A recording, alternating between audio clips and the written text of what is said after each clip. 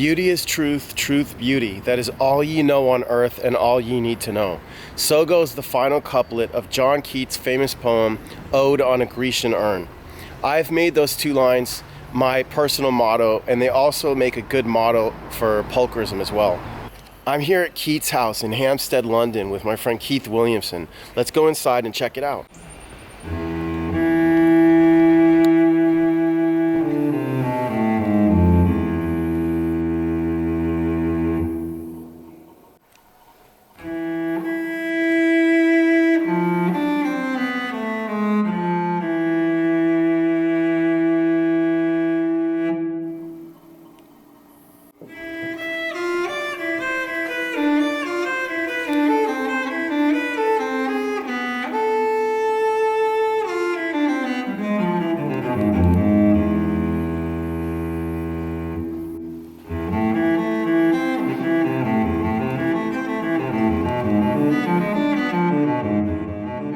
Here's a replica of Keats' sickbed where he would lie and look out the window and write, presumably.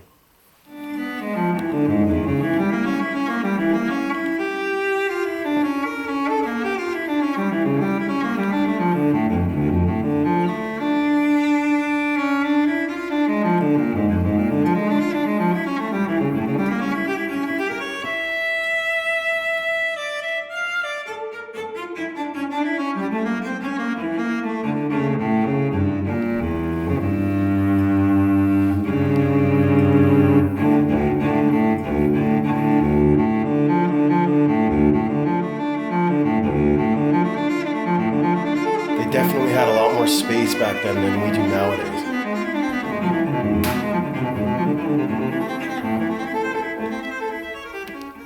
Check out the poem Keith just made. Strange, rough pleasure, rumble, curse, ferocious, intense magic, serpent, wink, kiss, rampage. Behind me is a well-known painting by Joseph Severn, who was a close friend of Keats and was with him in Rome when Keats died, I think. And he painted this painting in 1849. It's called Keats Listening to a Nightingale on Hampstead Heath.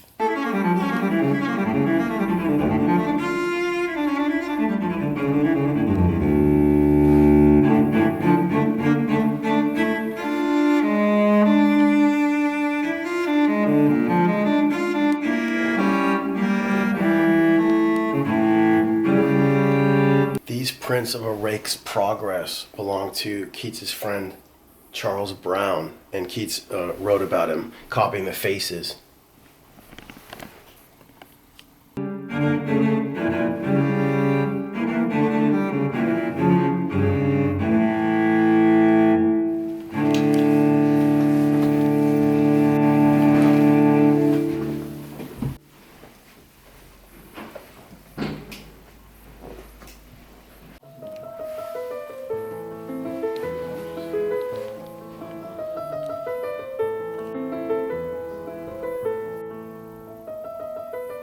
I'd seen a copy of this death mask at Alan Ramsey's studio in Brighton, but apparently it's a life mask, and many of his friends had copies of it made. This one belonged to Joseph Severn.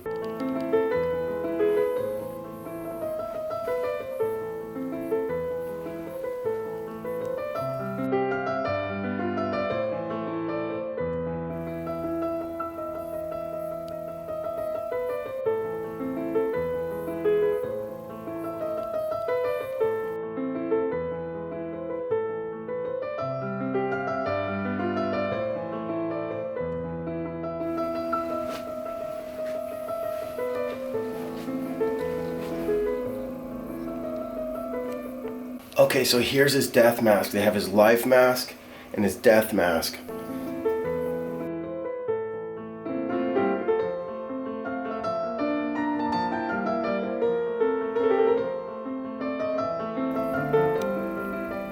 And they've also got a brooch of Keats' hair.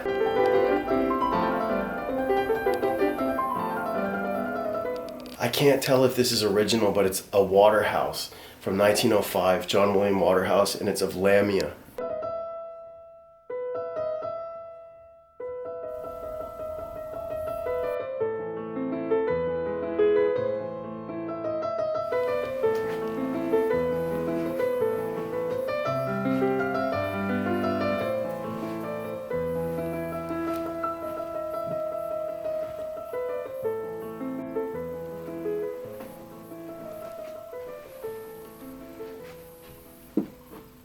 On the 3rd of February, 1820, Keats returned from town by coach, taking a cheaper outside seat. He arrived home stumbling and feverish.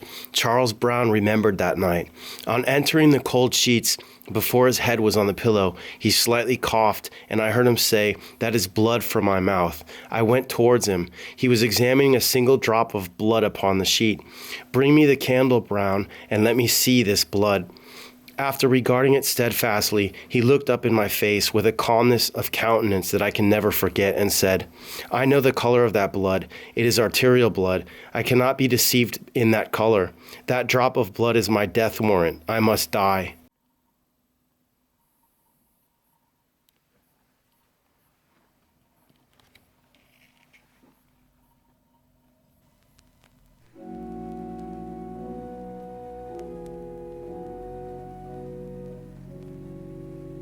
Keats moved to Rome and took up lodgings near the Spanish Steps in order to improve his health, but it didn't work and he eventually died there. Here's an image of his friend Joseph Severn.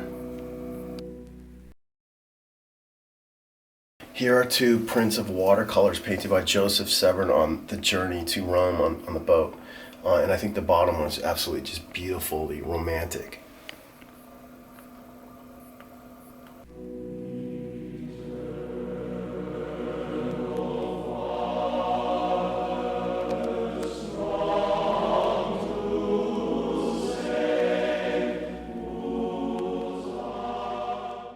This is Fanny Braun's room.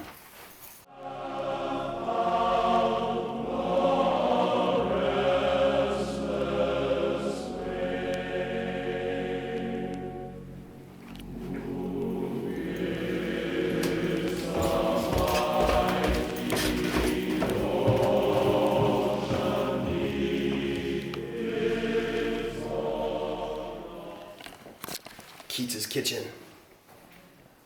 There was a naughty boy, and a naughty boy was he, for nothing would he do but scribble poetry. John Keats, 1818.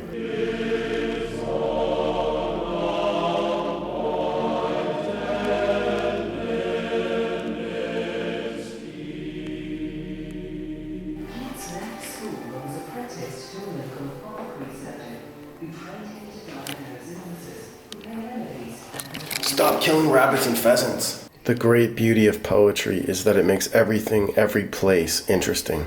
John Keats, 1819.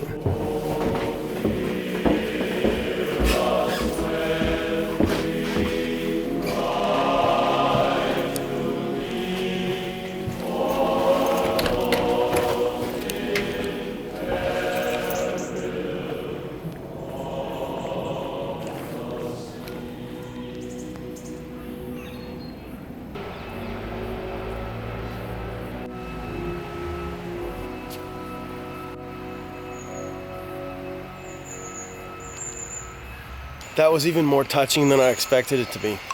Come to Keats House, it's absolutely beautiful.